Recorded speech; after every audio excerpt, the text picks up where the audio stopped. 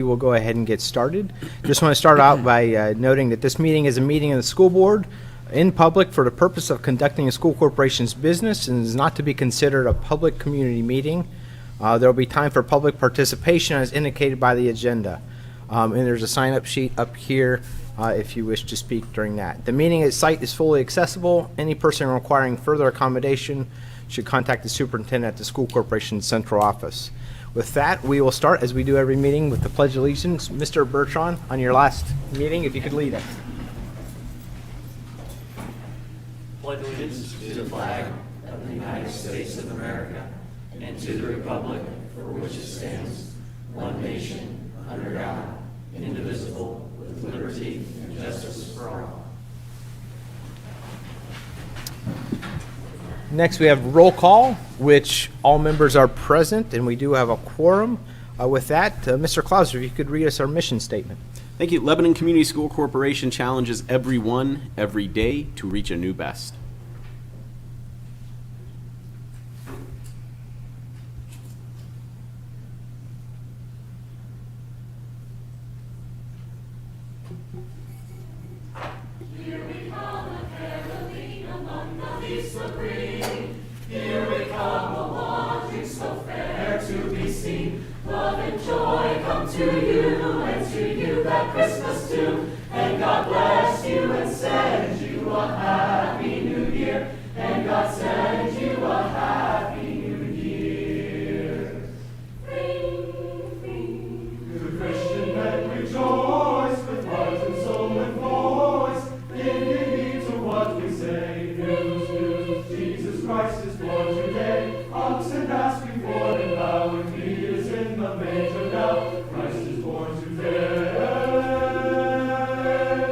Christ is born today.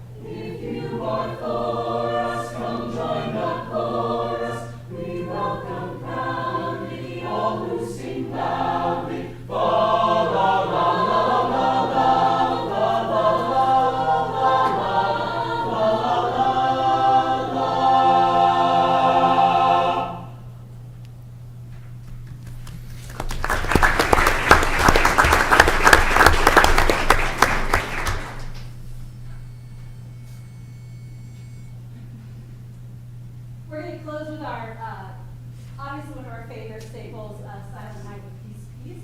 So whether we've done it since the Silent Night or back in high school in the 80s. So it's really easy to couples are holding tonight. Wish you all happy holidays.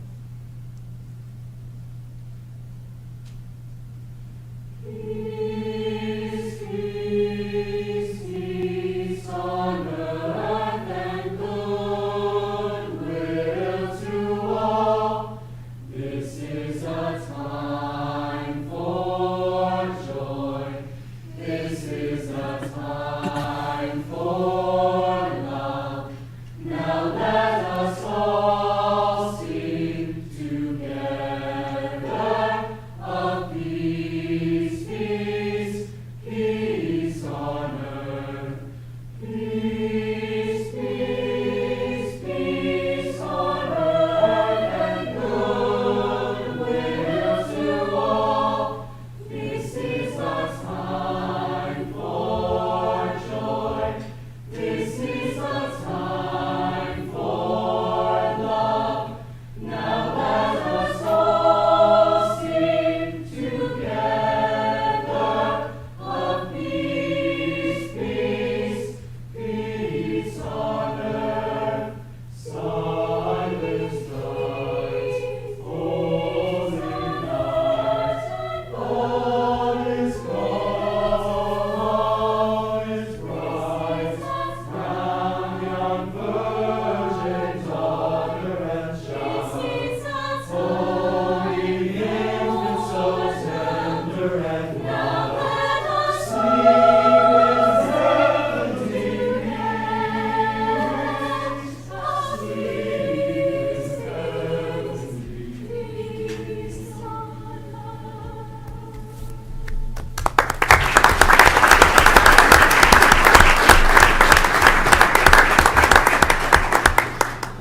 Came to a school board meeting and a concert broke out, right? Thank you. It's always a great time when they come. Next item on our agenda is the approval of the minutes that were included in your board packet.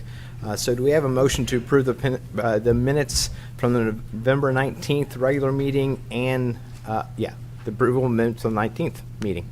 Whole motion. Mr. Hendricks, do we have a second? Second. Mr. Clauser, any discussion? All in favor? Aye. Opposed? Motion carries. Next, we have superintendent's announcements and celebrations. Thank you, Dr. Mr. Millman. Parks. I have 3 items for us this evening. One, I just wanted to share another shout out. Congratulations to our transportation department. About 2 weeks ago now, I think this has been sitting in my prepare for the board file. We got 24 hours notice that our 12-year-old bus, the part of our fleet that's 12 years old, was going to be inspected. Just got a 1-day notice for that. That's 5 of our buses. As you know, we purchase new buses each year, but we're rotating them out.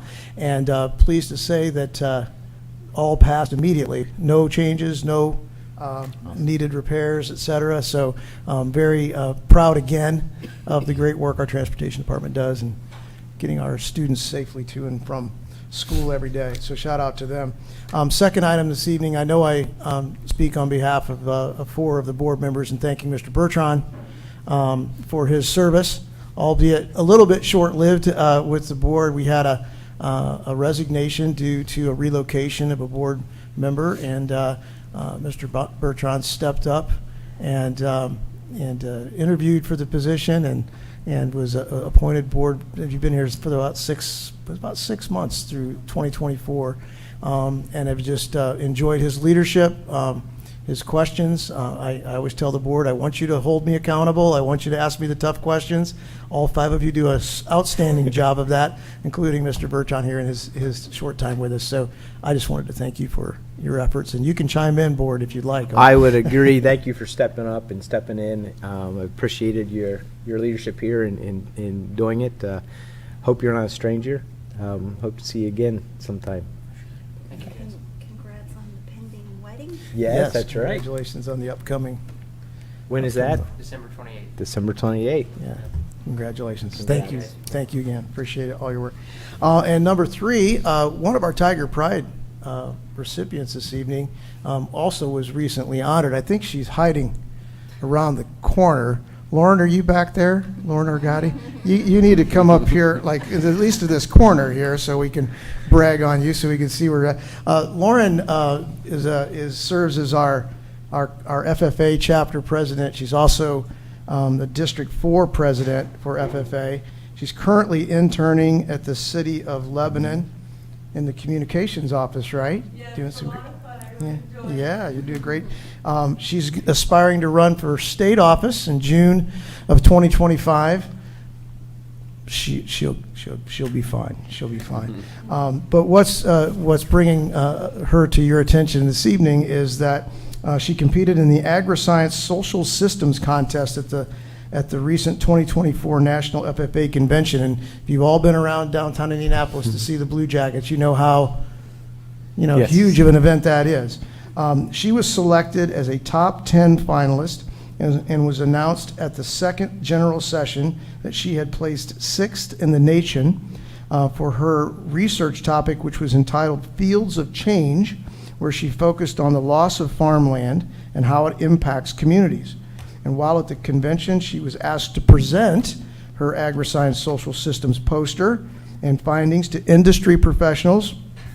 If they were smart, they offered her a job. Researchers, FFA members, and guests at the Exposition Center. On top of that, she is a delightful young lady to be around, and we are super proud of you. So I want to take a moment and congratulate you for your success.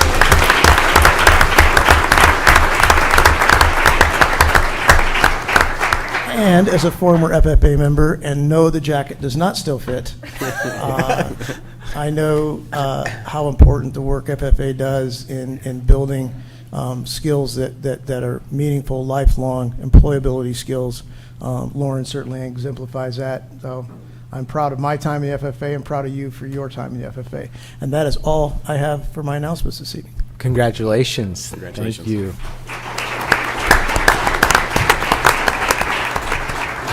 Thank you, Dr. Millman.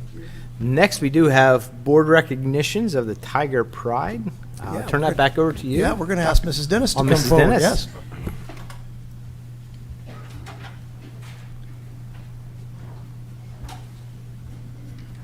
Good evening. We are always proud to recognize students that earned a Tiger Pride Champion Award during the first semester of this school year. The award is designed to nominate and select students who take pride in themselves and in their school. The Tiger Pride Champion Award celebrates individual achievements by recognizing students who demonstrate persistence, respectfulness, initiative, dependability, and efficiency. The following students were recognized at their schools in front of their peers and in front of their class, but we're also excited to recognize them here again tonight at the school board meeting. Students, please come up when your name is called to get your certificate, and then we'll take a group photo at the end. From Central Elementary, Bryce Spencer.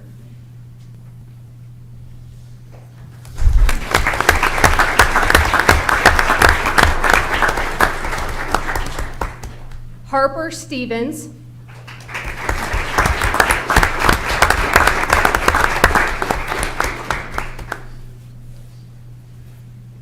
Austin Wright.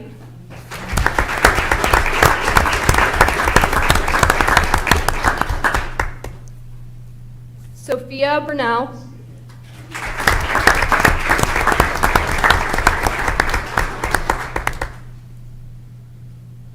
Madeline Copley.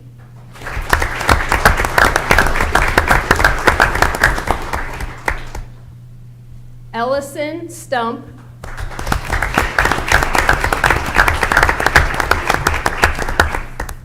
From Hattie B. Stokes, Mary Jane McCormick.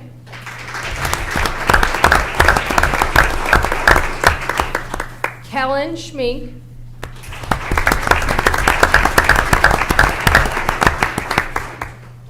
Derek Sims.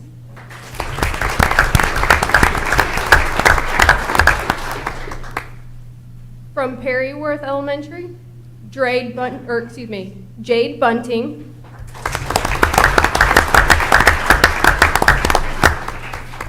Kendall Edmondson.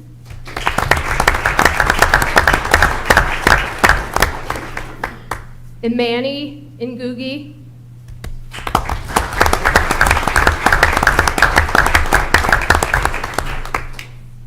From Lebanon Middle School, Hadi Berry.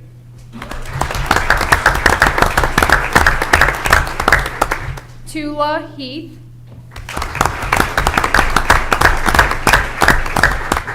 Lucy Langy Bartles.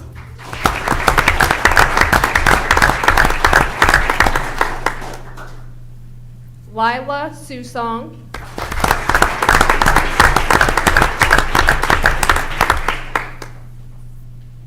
Braden Wegener.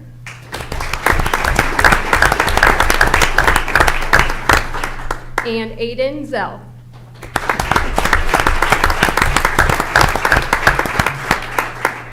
From Lebanon High School, Lauren Argati.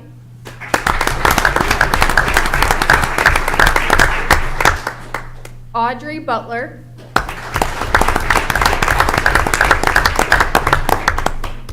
Jack Farrell.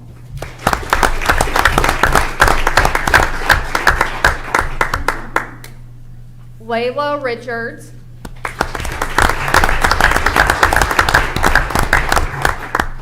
Bree Stratton.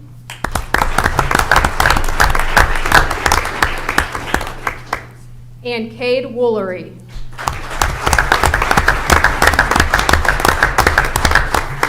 Congrats to all of our nominees.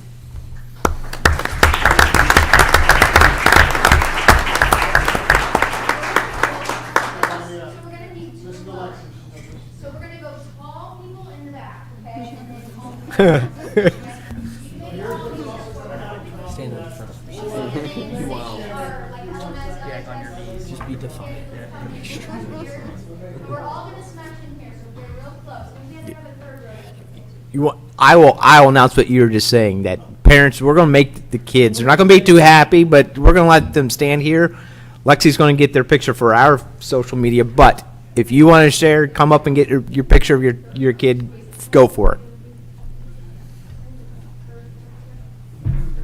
You're more than welcome to come up and. You know what I mean? Yeah. So when we had like different. It's different. Yeah. That's a good-looking group, smart people. Okay, parents, stay there, you look perfect. Yeah.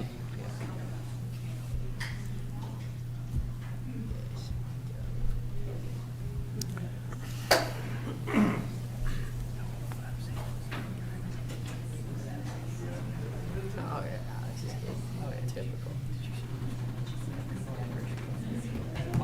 Slides. Not a purpose guy. I mean, just. But I noticed.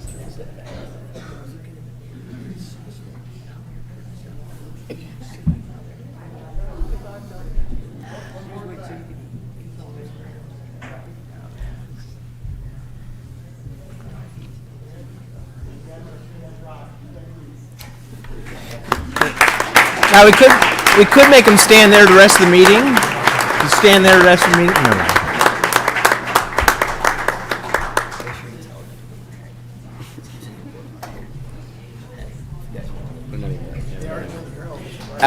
No feelings. You're gonna be hurt. We'll go ahead and do it now. If you're here for that and you don't want to sit here for the rest of it, we will not be upset. So feel free.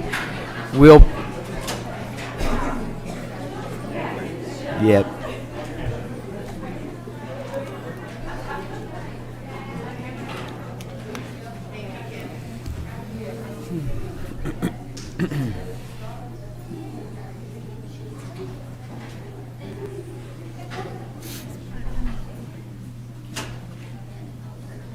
That's early jobs, right? Yep. One of them.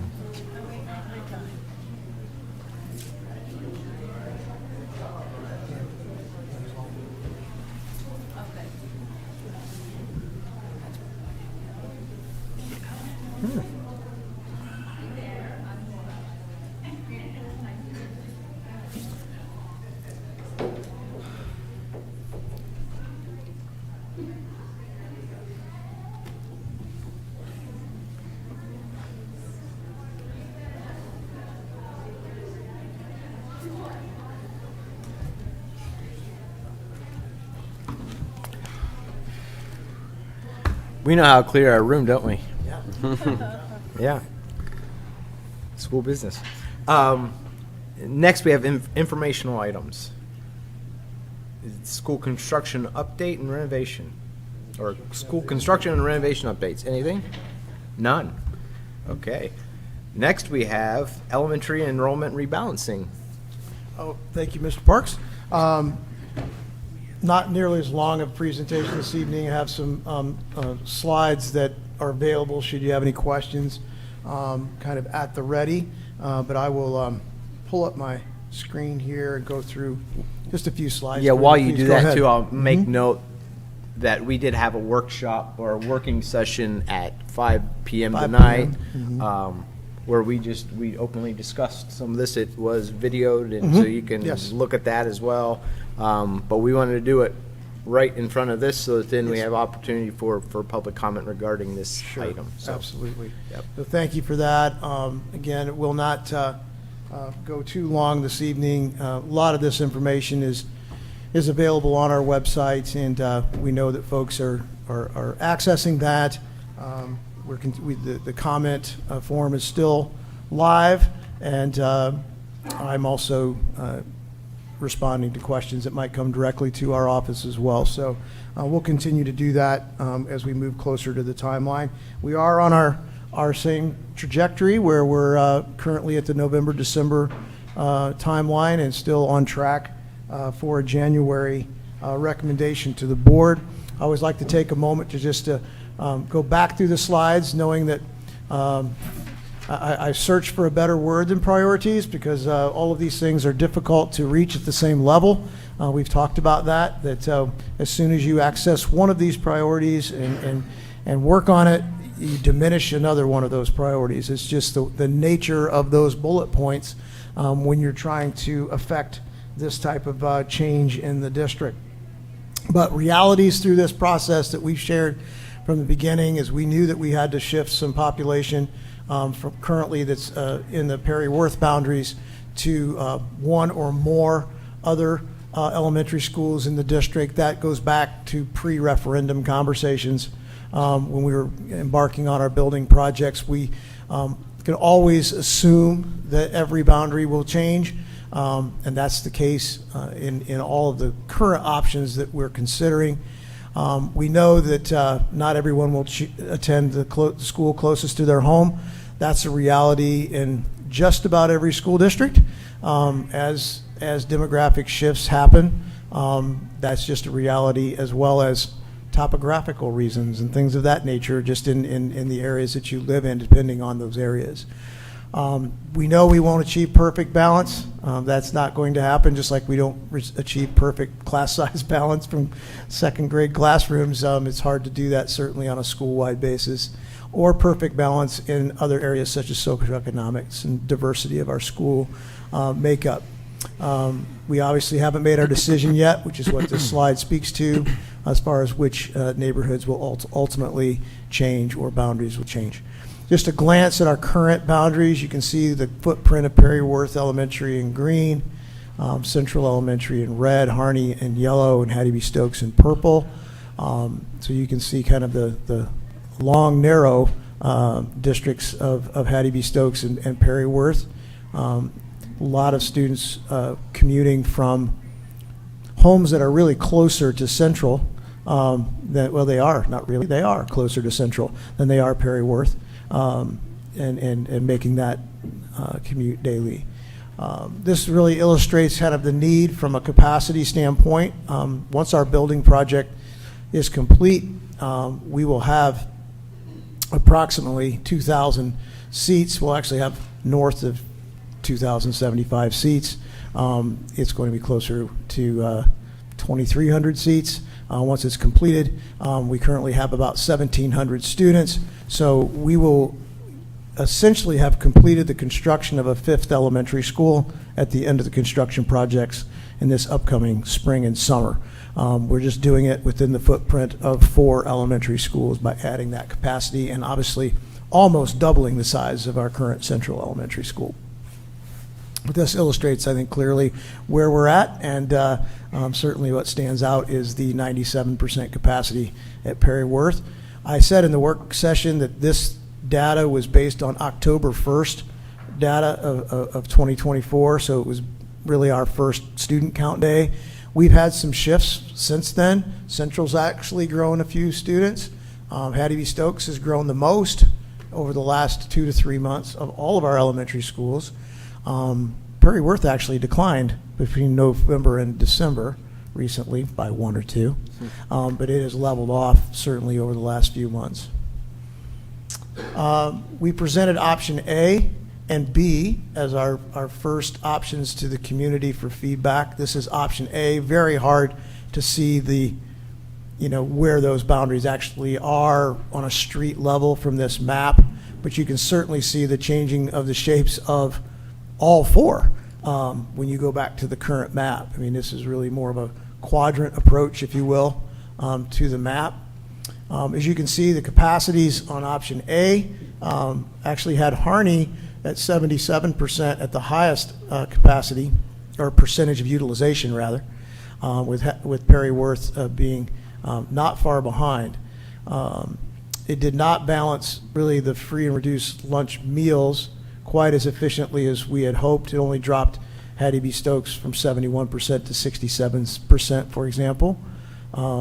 So it didn't really check that box per se, but it was certainly one that met the utilization balance requirement. Option B is similar. Really, it's very similar to B, but the changing of the boundaries kind of happens up in the red dots that represent Central and Harney in that part of the map. Really kind of shifted some of that population.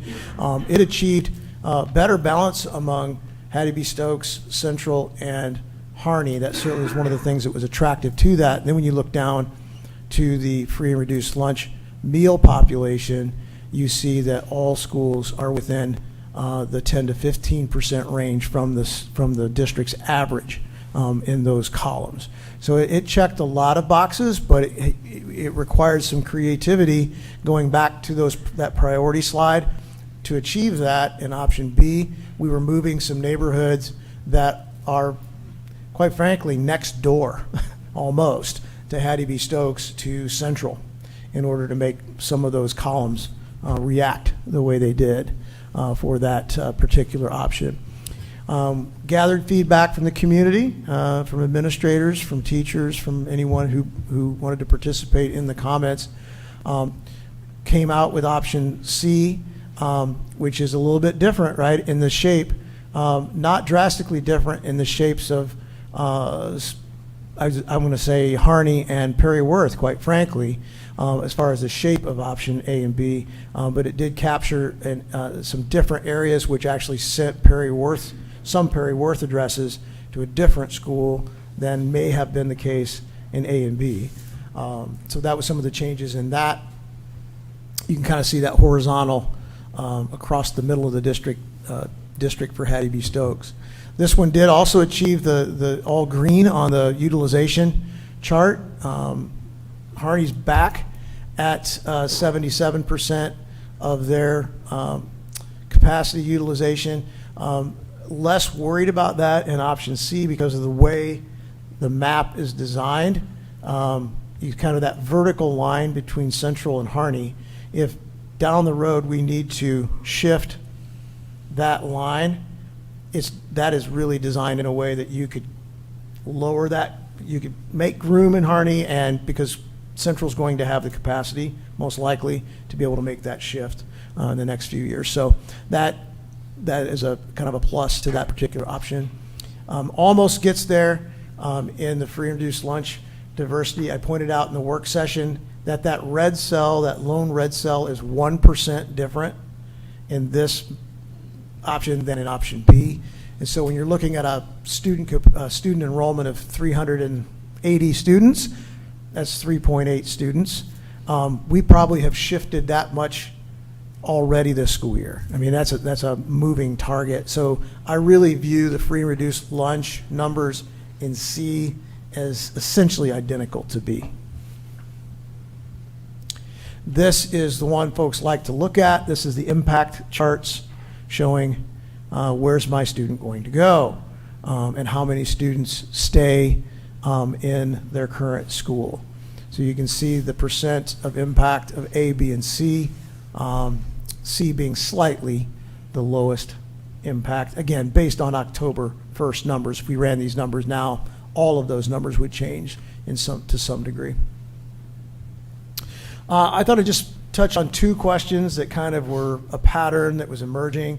One of them was about assignments of your school that's not closest to their address. As I shared earlier, this is common in most, if not every, school district, including Lebanon. We have had situations where in this district, really almost since we consolidated in the 60s and early 70s, where folks have not attended their closest elementary school. There's a time when there was an area west of Harney, literally 2 blocks west of Harney, straight west of Harney, that went to Perry Worth, and made that distance of travel to Perry Worth. Currently, we have many students who are closer to Central with their address that attend Perry Worth. So all of these options maintain a situation that currently exists in our district and also exists in many other districts. This is that example of when Harney went there. I think I shared that at the last board meeting. Folks can see that online. I won't stop there, but I did offer a little bit of an update to the online FAQ using Brownsburg as an example, suburban district that our district neighbors. And you can see, based on their demographic shifts over the years, what they have really been forced to do to utilize their school buildings. You can see each one of those colors represents a different elementary school, and you can see how the neighborhoods are not connected, quite frankly, around that to make it happen. So we just ran. Mr. Dennis, he was my tech guru on this.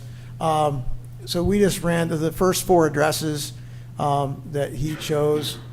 These are 4 different elementary schools. So this is not an example of one elementary school. These are 4 separate elementary schools, and you can see that one elementary school, a neighborhood, is 16 or 18 minutes away, depending on which path you take. There's a 13 or 15 minute commute in another one of the elementary schools, 14 minutes on the third one, and a 12-minute drive to another. So again, there's been some conversation about suburban versus rural.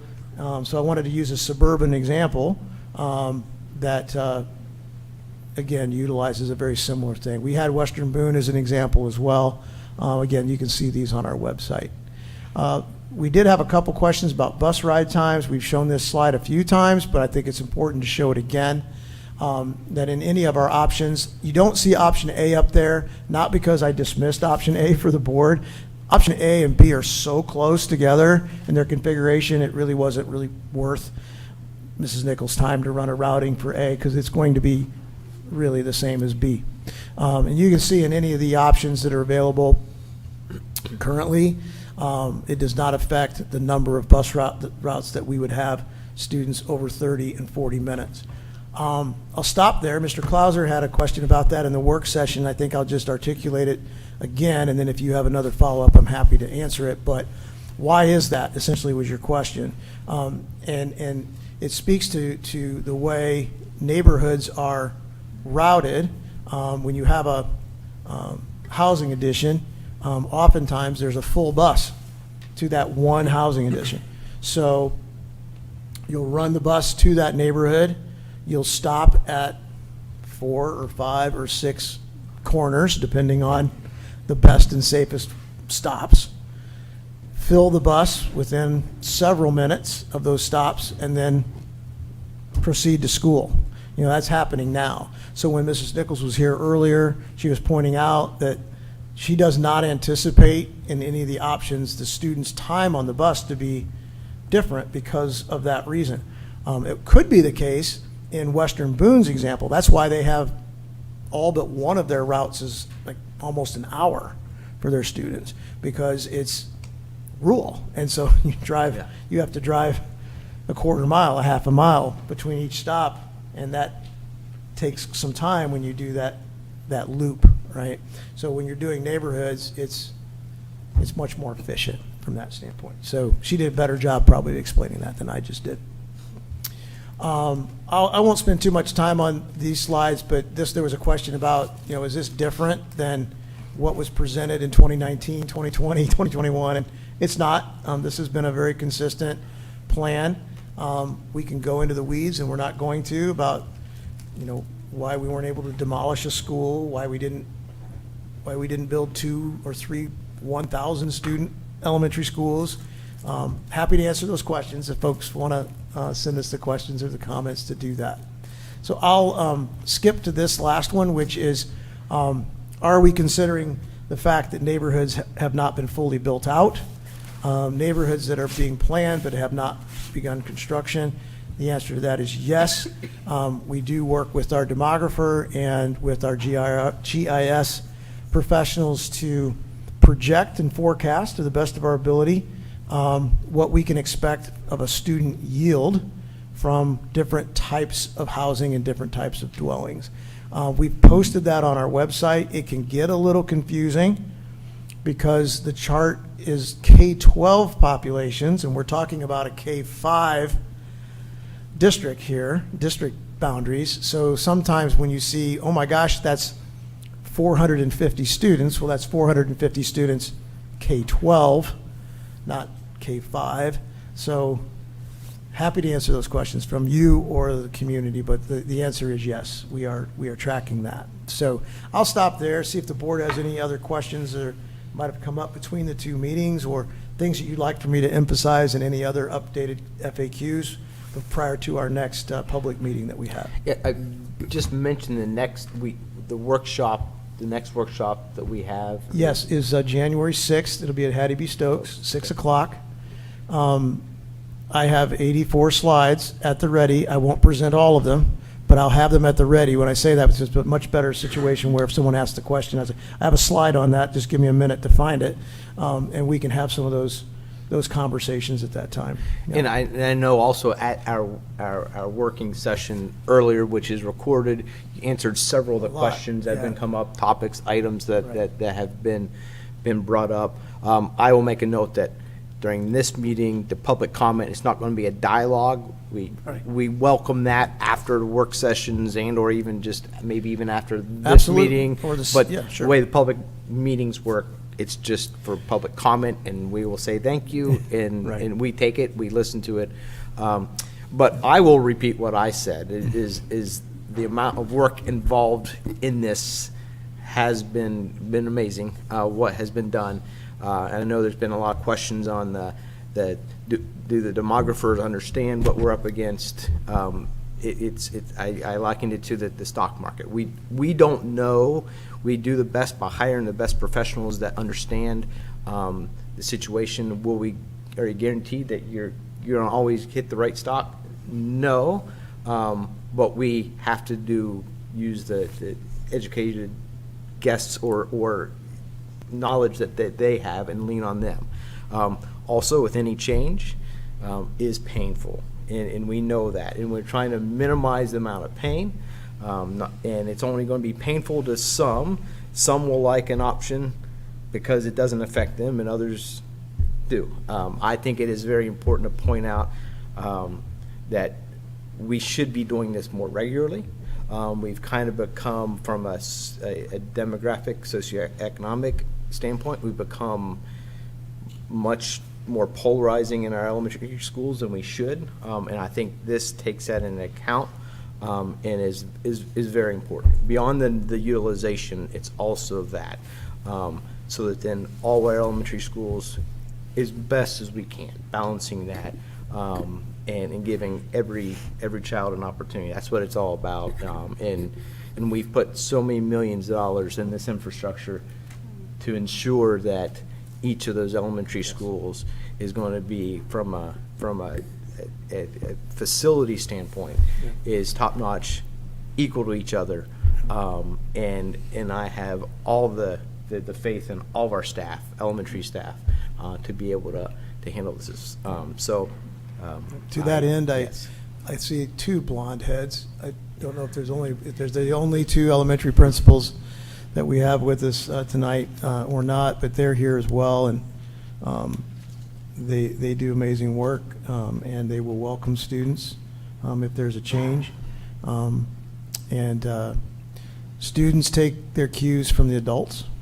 Our children take cues from the adults, and I can assure you that those elementary principals and staff will make those students feel at home regardless of where they may attend next year. So I'm proud of their work. We've been working on correspondences to parents from the principals. Each individual principal, I've tasked them with having a message at the ready, and we'll send that out a little closer to the adoption of when the boundaries take place. That we're already working on that, communications, allowing students to visit schools if their schools change, we'll have some self-guided tours for them, for example, where they can just kind of see the lay of the land at the new space. So, yeah. And I said elementary schools because we're talking about elementary schools. We are. We have outstanding staff, administrators at every one of our schools. I want to say that. But we're talking about elementary school. Anything from the rest of the board? I'm just going to reiterate a couple things regarding the transportation side of things. One of my biggest concerns was, what the routes might look like in terms of bus routes. Obviously, we will continue to offer transportation. One thing that I did talk to Ms. Nichols about in the work session was, how that bus route from a division like Trailside might look pre and post redistricting, because you get the image of, well, it's further away, so now my kid's going to get picked up and driven all over the district before they finally make it to the elementary school. And one of the key points from our transportation department is, the kids are going to be may experience a longer bus ride in terms of the distance it does take to get from Perryworth to Stokes or Perryworth to Central, but we're going to fill those neighborhood kids on the same bus. The bus route and the kids on that bus route are going to look largely similar to what they do today, but there is a further distance. I think when I go to Stokes for my daughter's basketball games, I think I drive past Perryworth, and then it's about 6 minutes. That's the real life version, the real life timeline that we're going to be talking about for that sort of a different. With a school bus, probably, hopefully not driving the way I drive all the time, but realistically, you're talking about that, 6 to 8 minute difference. Now, my daughter would probably say, Dad, leave me on the bus for another 20 minutes. I want to talk to Bob. We're going to go back. We're going to wax the thing up. But, it's something that we are aware of. We're trying to be, sympathetic and empathetic, across the board here, because this is going to be impacting families. So we do understand that. And then also, again, Dr. Milliman, I know I've responded to some of you. I know Dr. Milliman does a pretty thorough job of breaking down point by point and addressing people's questions. If you have questions, please, we will respond. Please reach out, because we're happy to have these conversations now and after tonight, and watch the work session information, look at the data, look at the PowerPoint slides that we're making our decisions off of, and ask us the questions, because when we are sitting here at the meeting to make the decision, that's the decision time. So now is the time to ask us the questions. So just reiterate, please continue to reach out. Dr. Milliman's going to continue to respond, as will I, Craig, everybody on the board. So that's all I have. Absolutely. Anything else? I do encourage everybody to listen to the work session. A lot of information was shared, a lot of stuff, information flying out there that was clarified, air cleared, as to just what went into this, notifications and rationales of things. So there will be public comment, a couple items down, but for that those who have signed up for this, we will have that opportunity. So anything else from the board? Okay. Next, we do have consent agenda, staff matters. All right, thank you, Mr. Parks.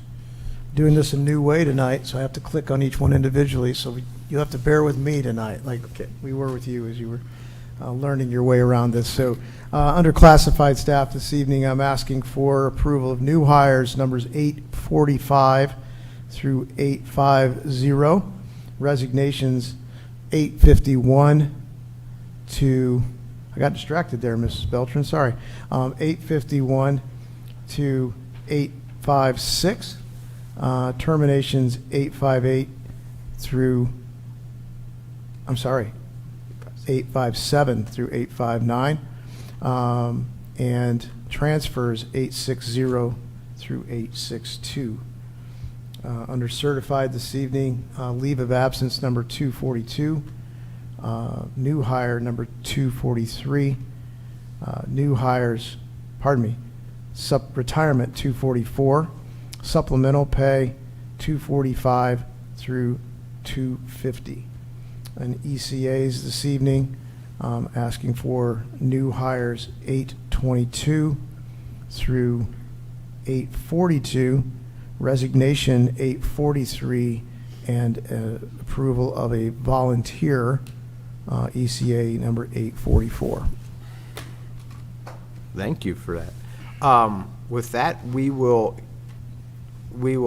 offer a motion or entertain a motion to approve staff matters for classified, certified, and ECA as provided in our background notes. I'll move to approve as read. Mr. Clauser, do we have a second? I'll second. Mr. Bertrand, we have a motion and a second. Any discussion? All in favor? Aye. Opposed? Motion carries. Next is claims and financial update, actually. Sorry, we're all learning our ways around this. So the financial update. Thank you, Mr. Parks. First attachment that you'll click on is our month-over-month performance broken down by fund. You will notice a sharp uptick in the overall cash balance, which is the black line going across the top. As the board is aware, we are able to request early distribution of our, I guess we can call it our summer and winter property tax distributions. Boone County was able to get that check to us in the month of November, and so a significant amount of our property tax revenue landed in November, whereas that normally lands in December. But as the board also knows, we receive a monthly payment from the state of Indiana for the education fund, but our property tax supported funds receive revenue twice a year. We will receive one more small check. I believe we got about 95% of our second distribution in November, but we will still receive a small check sometime between likely the 28th and 31st of December. With that being said, any questions with the financial update, either that attachment or our monthly performance compared to last November, which is the second attachment? I don't have any questions. Any? Nope. All right. Hearing none, I'll read the claims then. Again, I will preface this. On this docket, our bond payments for the year. So we do repay our debt twice, in June and December. We went ahead and placed these payments because we scheduled the wire on this docket. And so when I read the claims for this month, they will seem remarkably high for what we normally do. Always want to warn the board of that because it can be alarming. So with that being said, two payrolls on this docket, November 22nd and December 6th, totaling $2,417,508.27. Claims for the period at $10,836,232.18 for a total of $13,253,740.45. Getting good at that. Well, we've Yeah. got a few bids to read tonight, so let's not count our eggs here. Okay. With that, do we have a motion to approve the claims for and payrolls? All motion. Mr. Hendricks, do we have a second? Mrs. Hutcherson, we have a motion and a second. Any discussion? All in favor? Aye. Opposed? Motion carries. Now we do have comments from the public. Just want to, I'm just going to go ahead and read this. It's up there, but I'm going to read it as well. Visitors requesting permission to address the board on a specific agenda item should, prior to the meeting, sign up. I have that sign up here. And according to our board policy, each statement made by participants shall be limited to 3 minutes, and there'll be a clock that is put up, and no participant may speak more than once on the same topic. Unless others who wish to speak on that topic have been heard, the attendees' remarks do not exceed 3-minute maximum capacity per attendant per topic. We ask that those addressing the board speak to the podium and state their name, their address, and we also that the same board policy dictates that personnel issues will not be addressed. Those concerns should be about individual employees should be brought to the superintendent or designee. So with that, we'll take our first is Aaron Zering.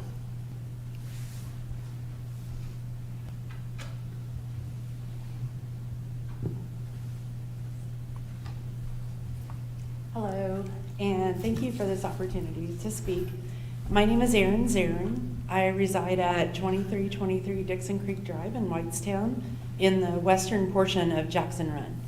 My children are in the 1st and 4th grades at Perryworth Elementary. I request that you please keep Jackson Run within the Perryworth Elementary boundary. While I am proud to have my children in Lebanon schools, I am also proud to have my children in the Whitestown Elementary School. Although PWE has a Lebanon mailing address, it is clearly the elementary school that Whitestown children attend. PWE is part of the Whitestown community, just like Jackson Run is part of the Whitestown community. I don't want to see my children separated from their community. Another concern is the practicality of busing my children an extra distance when there's an elementary so near our neighborhood. Our home is 4 miles from PWE. We live 8 miles from Stokes and 10 miles from the new Central. Additionally, I'm concerned about the stress and logistics of my children changing schools. My 4th grader would prefer to accept the offer to finish out his grade school years at PWE. However, transportation will not be provided. This will be a burden for households like mine with 2 parents working outside the home. My 1st grader is sad that he will have to leave his school and his brother and his friends. I know that my children will receive a good education at any of the LCSC elementary schools. However, we have had an excellent experience at PWE over the past 5 years. It's a wonderful school with terrific teachers, and we'd like our children to continue attending PWE. In fact, just last year, we built our home in Whitestown purposefully within the PWE boundaries. We were quite disheartened when we learned that after committing to permanent residence within the PWE boundaries, the boundaries were then redrawn. I propose that existing homes, like those on the west side of Jackson Run, remain within the PWE boundaries. Homes being completed after the rebalancing decision is made should be the households that are moved into new elementary school boundaries. That would ensure that home builders and buyers know which school their children will attend before they commit to owning a home. Thank you. Thank you very much. you. Next, we have Austin Lesh.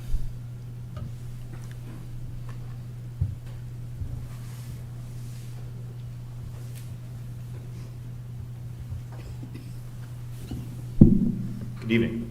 My name is Austin Lesh. I live at 6914 Wolf Creek Court in Whitestown, also in Jackson Run. I live in the southern portion. My wife has been following this very closely. She's been in contact with a lot of you. I have some anecdotes to bring. So I know that there are several families that live in our neighborhood that would have come tonight, except they couldn't find babysitting.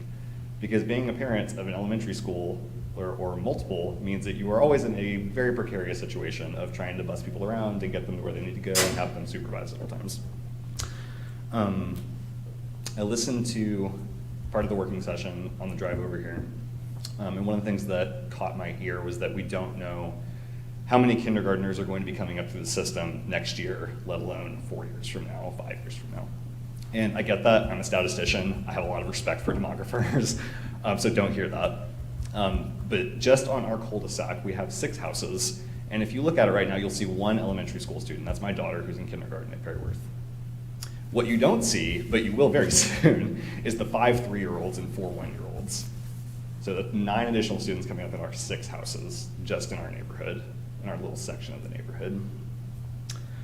Lastly, just some info on how my life currently looks. My daughter goes to Perryworth. My son goes to preschool in West Carmel, So every day we're driving 8 minutes in one direction and then turning around, going back to our house and driving 17 minutes in the other direction. If our home in Jackson Run is rezoned to either Stokes or Central, we will be doing a similar situation, but worse, because we will have to change preschools for my younger two children as well. We'll then be driving 17 minutes in one direction, turn around, the closest preschool is 10 minutes away, so 10 directions, 10 minutes south. So logistically, for people who in fairly precarious transportation situations already, especially with two working parents, it takes kind of a bad situation and makes it worse. So my recommendation would be to slow the process down.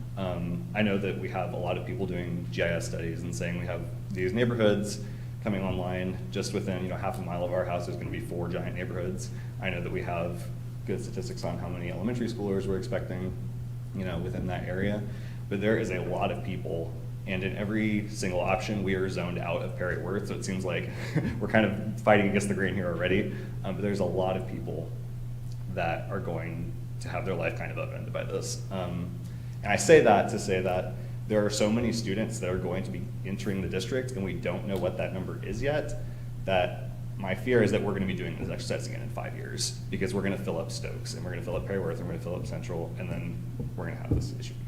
Thank you. Thank you. Thank you. Next, we have Kaylee Lesh.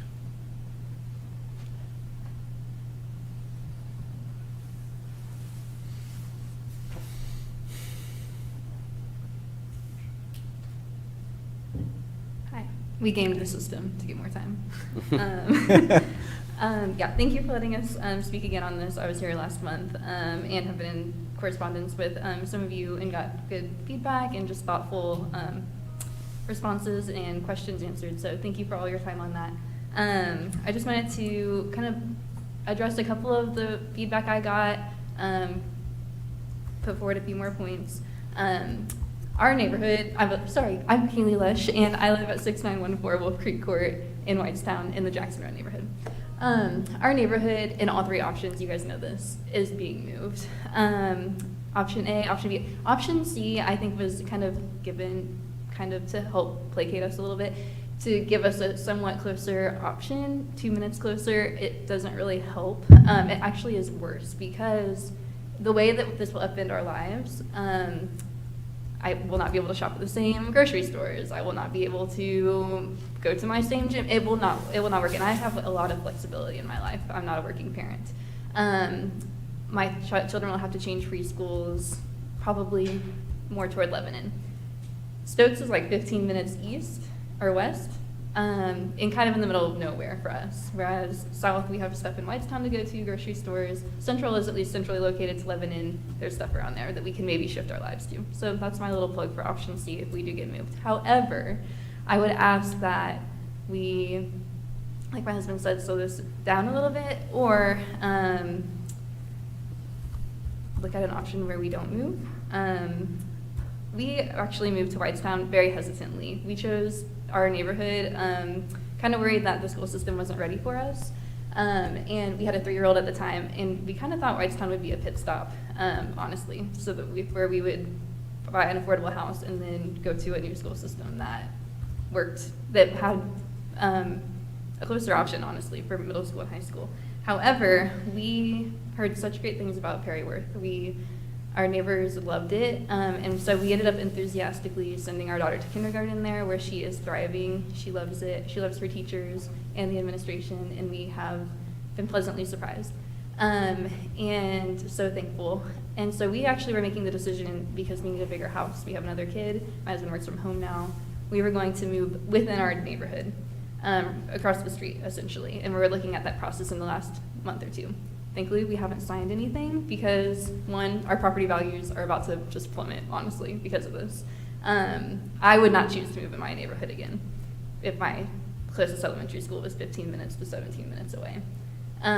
So that being said, a couple of the things, sorry, I know I'm running out of time, and I know I'm rambling a bit, about a new school. People are asking for a new school to be built near us. In my correspondence with Dr. Milliman, he mentioned that likely a new school would not be a little while out. and it would probably be on the other side of the highway. Honestly, totally fine. Not really like trying to say like, please build a new school by me. Mostly just please free up space at Perry Worth so that Whitestown students can go there. And I'll just go ahead and stop. Obviously, I'll talk to you after this, but thank you so much. Thank you. All right. That's all we had signed up. We'll move on to action items. First is change orders, Mr. Dennis. Thank you, Mr. Parks. Change orders moving the direction that we prefer to see this month, with the majority of them being credits. You'll notice one rather large credit at Harney. When Harney was bid, the west lot, which is where the teachers park, was bid as a mill and overlay. As we mobilized there, moved the trailer there, it's obvious that the subsurface of that location, milling and overlaying, would essentially be wasting that money. That lot we need full depth repair there, likely have to stabilize the soil. So we have asked our site contractor to give us a credit for the mill and overlay there, and we will be putting a bid out on the streets in February to do that lot, as well as the original bus loop at Harney, which is on the direct opposite side. In that way, basically resetting all of the pavement at Harney, because our new bus loop is obviously new. So rather large credit. Wanted to share with the board what that is. There will be some subsequent paving and site work done at Harney, and I'll be bringing those bids to the board in the spring. So with that, happy to answer any questions on the remaining change orders. That one was a big one, but graciously would accept. I would of course accept it, but I would request your approval on that. All right. Thank you so much. Do we have a motion to accept the change orders or adopt the change orders as provided in our background? All motion. Mr. Hendricks, do you have a second? Second. Uh-oh. You can have it. This is last go Mr. round. Bertrand, I'm going to give it to you. We have a motion and second. Do we have any discussion? Mr. Clauser, you want to say anything? No, I'm okay. Okay. All in favor? Aye. Opposed? Motion carries. Next, we have Gibraltar Agreement for Design Services at Hattie B. Stokes. Thank you, Mr. Dennis. Parks. Second item this evening is an addendum to Gibraltar's original engagement with us. All 4 elementary schools were originally covered in the Gibraltar agreement, knowing that Hattie B. Stokes would be the last school.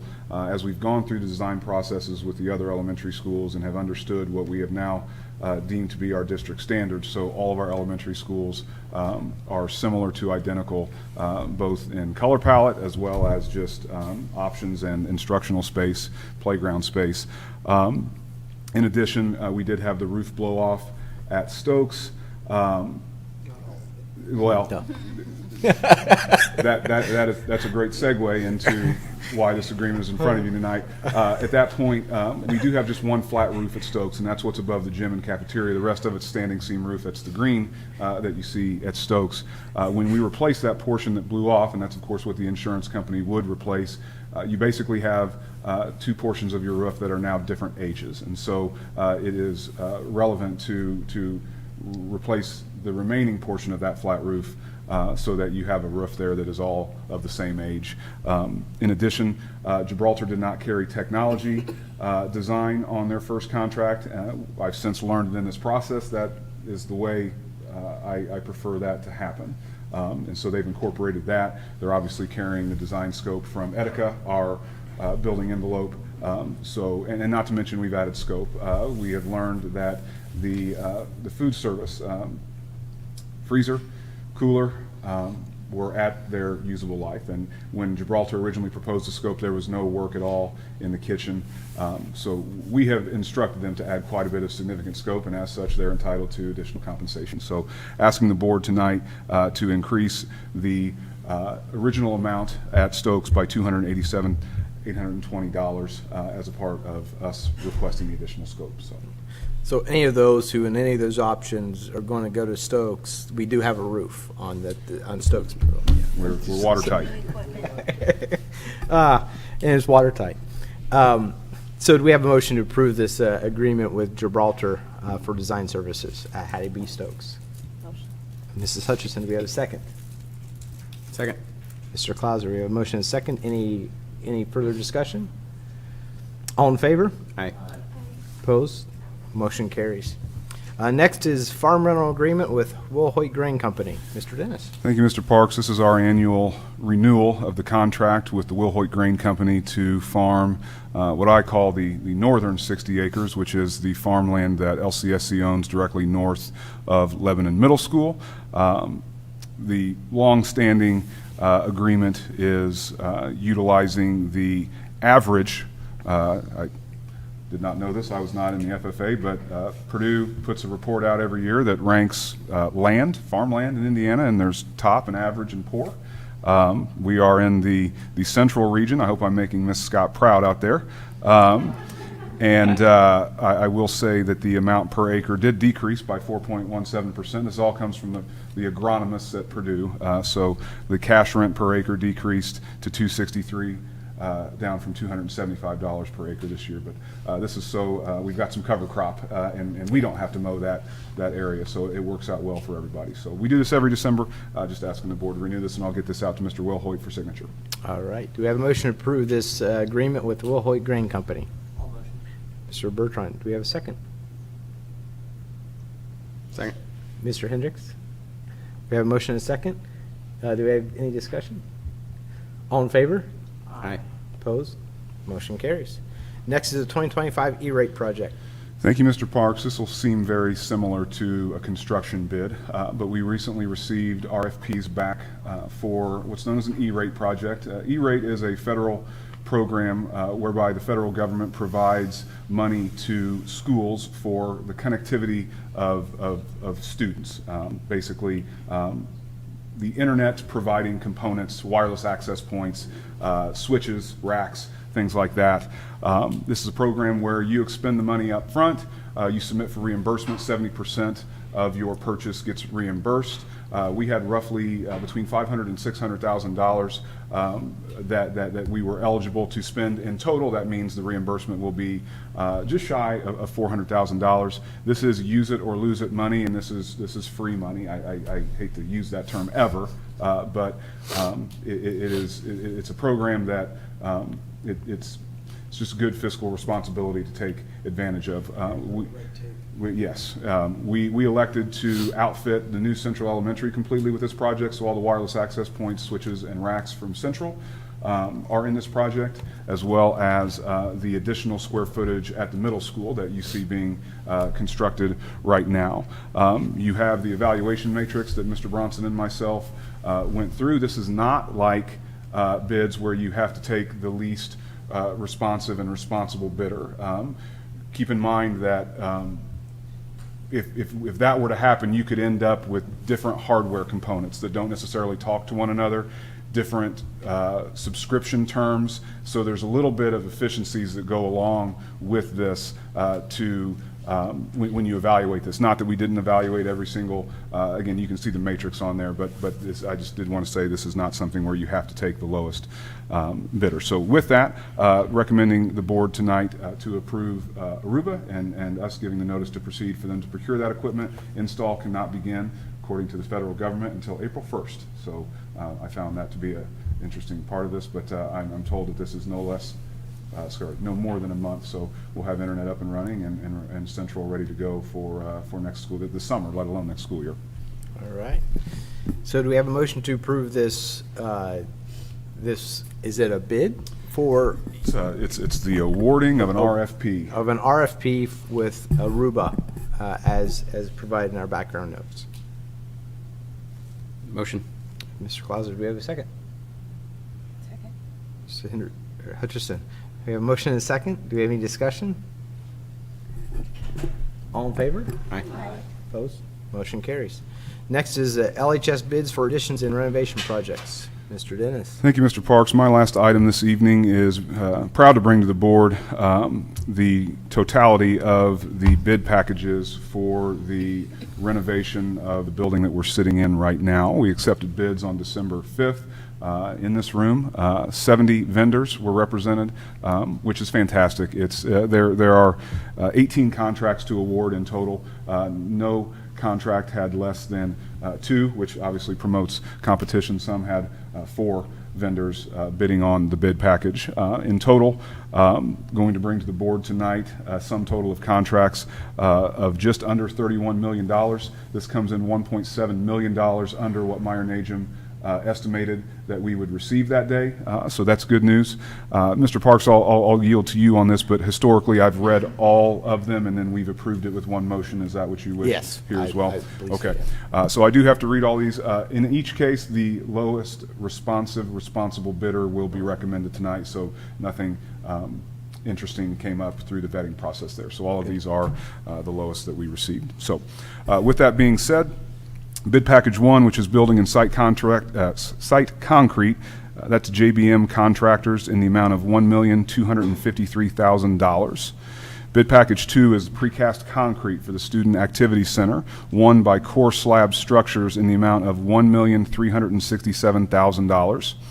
Next up is masonry, Boyle Construction Management in the amount of $1,130,000. Steel for the project will be provided by Indiana Steel Fabricating in the amount of $1,513,000. Next is the general trades package. JBM Contractors also was the lowest bidder for that in the amount of $3,317,000. Next up is roofing and metal panels. That was Horning Roofing and Sheet Metal in the amount of $1,327,670. Next up is glass and glazing. That is won by, I imagine that's Koish Glass in the amount of $446,400. Next is metal stud drywall and acoustics. That is Glenmark Construction in the amount of $1,119,000. Athletic flooring for the Student Activity Center is Kiefer USA in the amount of $705,620. Carpet and resilient flooring will be TF Andrew in the amount of $389,500. Painting and wall covering, I skipped resinous flooring. Resinous flooring will be Jack Laurie Group in the amount of $265,775. Painting and wall covering will be Vision Painting in the amount of $232,100. Finished carpentry and casework will be the Lee Company in the amount of $179,230. Fire protection will be Florian Fire Protection LLC in the amount of $311,314. Plumbing and mechanical, Johnson Mello in the amount of $9,599,300. Electrical and technology will be Gaylor Electric in the amount of $4,752,895. Earthwork and utilities will be J.R. Bowling in the amount of $1,810,000. And finally, asphalt paving will be DBA Howard Companies in the amount of $186,988. We did hold a 2027 paving project. As you all know, asphalt is made of a commodity, and those companies will not honor prices beyond a year in advance. We do have 2026 paving in here. We did get a price on that. 2027 paving, with it being a commodity, we are reserving an amount back for that. That amount that we are reserving was in the original amount I read this morning, so we're carrying that in the budget. Questions? Any questions? Do we have a motion to approve these bids as read by Mr. Innes? All motion. Mr. Hendricks, do we have a second? Second. Mr. Clauser, we have a motion and a second. Any discussion? All in favor? Aye. Aye. Opposed? Motion carries. Next, we have LCSC annuity resolution. Yeah, I apologize. I have two more items. Our annuity company does require a formal resolution and acknowledgement from the board. This is the culmination of our matching contribution to our teachers as a result of our reopening. Purely them getting a resolution signed for the board to finally cross all the T's and dot all the I's on this. So this is just a resolution, the board acknowledging our desire to match our teachers' contributions. All right. Do we have a motion to approve the LCSC annuity resolution as provided in our background notes? So moved. Mr. Clauser, do we have a second? Second. Mrs. Hutchison, we have a motion and a second. Any discussion? All in favor? Aye. Opposed? Motion carries. Next is a classified staff stipend. And this is my final item and the one that I am most excited to bring to the board this evening, as it recognizes our staff. We're not always able to provide a stipend in December. As the board knows, the state of Indiana provides basically a stipend for teachers, teacher appreciation grant. You approve that policy every July. This is an analogous payment to that. So teachers are, of course, that revenue comes from the state specifically for that. This stipend for classified staff and administrators does come out of cash balance. I did include a summary for the board in terms of how much of that cash balance is.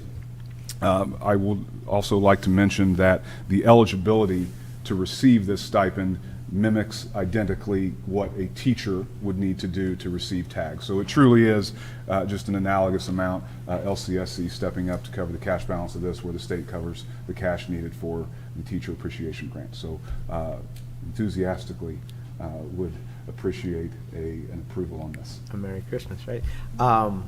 So do we have a motion to approve the classified staff stipend? Mr. Hendricks, do we have a second? I'll second.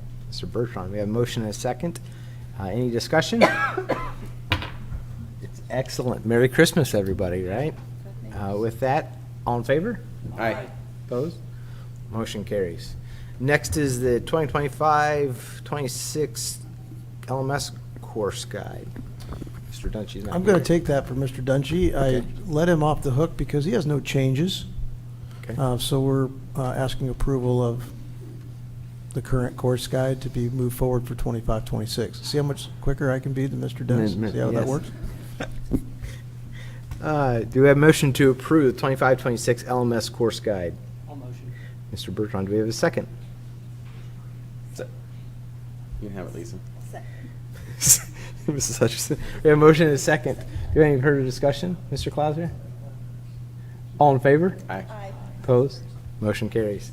Next, we have 25-26 LHS course guide, Mr. Meyer. Hello, good evening. Rest assured, next year we will have no changes. So I want to thank Kristen Scott, Megan Lewis, and our department chairs for their hard work on this guide this year. A lot of things coming down the pike with the diploma changes and some things that have given us more to think about than we ordinarily would. So this year, there's not a lot of removals from the course guide. If they are, they're things the state's just not offering anymore, and really we weren't running those classes. The new diploma gives us some flexibility, and it starts next year with the class of 2029, so the incoming 9th graders, so current 8th graders. The diploma has 42 credits. There are seals for enrollment and employment, which we'll be focusing heavily on, and so you'll see those in this course guide. And some of those additions are AP course additions, like AP English Seminar, 10th grade, and that will increase some equity and access to AP classes sooner for students. We're going to have AP Pre-Calculus, AP 3D Art, and AP Drawing as well. So that's going to move our AP offerings up to 22 courses. That really helps with our enrollment seal. You know, the state says they only have one diploma, but really they've given us 7 new diplomas. So we have a lot of work to do to make sure we can get our kids to those places. A few minor changes in CTE, but primarily just to signal increased academic rigor. The diploma has changed the requirement for PE from 2 PE credits to 1. So we are adding what many schools have been doing for 10 or 15 years, and that is a PE waiver that allows students who play sports, are in marching band, or are in show choir to get a sign-off. There'll be a process for that. We don't have that worked out quite yet, but that will allow them to earn that credit for PE1. That will allow us also to move some kids into APC a little sooner, give them some more opportunities in the weight room to help our athletics programs as well. And then finally, we've added several applied classes. Those are for special needs students, and that helps those students access some curriculum that they ordinarily would not have been able to access. And so we're just trying to create equity up and down the spectrum of ability. So thank you very much. Have a good night. Thank you. Questions? They might have questions. Any questions? See? Next year, no changes. Yeah. So do we have a motion to approve the 2025-26 LHS course guide? I'll move. Mr. Clauser, do we have a second? Second. Mr. Bertrand, we have a motion and a second. Any discussion? Thank you for all your work on that. All in favor? Aye. Opposed? Motion carries. Next, we have Harney donation. Thank you, Mr. Parks. This is actually an annual donation from an estate, I believe, that Harney receives each year from the state of Adana Dinger, I believe that's how you pronounce it. But it's a $3,000 donation, obviously meets the 1,000 threshold for board approval. So asking approval for Harney to be able to put that into their ECA funds to support students. All right. Do I have a motion to approve this donation for Harney? No motion. Mr. Hendricks, do we have a second? Second. Mr. Clauser, we have a motion and a second. Any discussion? No. Thank you. Great, thank Yeah, you. thank you very much. Thank you very much. All in favor? Aye. Opposed? Motion carries. Eh. Next, we have overnight and out-of-state trips. Mr. Martin. 3 trips scheduled. A couple of them are far out there, but they've got a lot of time to put together the funding. So there's a Disney band trip to Florida, of course, a France trip, France-Spain trip, and a Cincinnati trip. The Cincinnati trip is in May, so I believe it's in May. I've got it pulled up. Yep. All right. Do we have a motion to approve the overnight and out-of-state trips? No motion. Mr. Hendricks, do we have a second? Mrs. Hutchison, we have a motion and a second. Any discussion? How do we get on that Spain? Yeah, how do we get on that? Yeah. Correct. Yeah. I have a packet. It's like 40 pages. I'm sure it's in there, but I did not look for that. All in favor? Aye. Aye. Opposed? Motion carries. Next upcoming board meetings and events is December 23rd through the 3rd is the winter break. January 6th, we have a professional development day, and also a public meeting for that at 6 p.m. at Hattie B. Stokes. That's First for the day- rebalancing, right? That's rebalancing. Just Yep. to make sure. Yep. January 7th is the first day of second semester. Reorg meeting is January 13th, as well as the work session at the Wells. So, and the 21st meeting, which we will be voting on the rebalancing at that meeting, correct? That's the plan. That's the plan. All right, with that, we will be adjourned.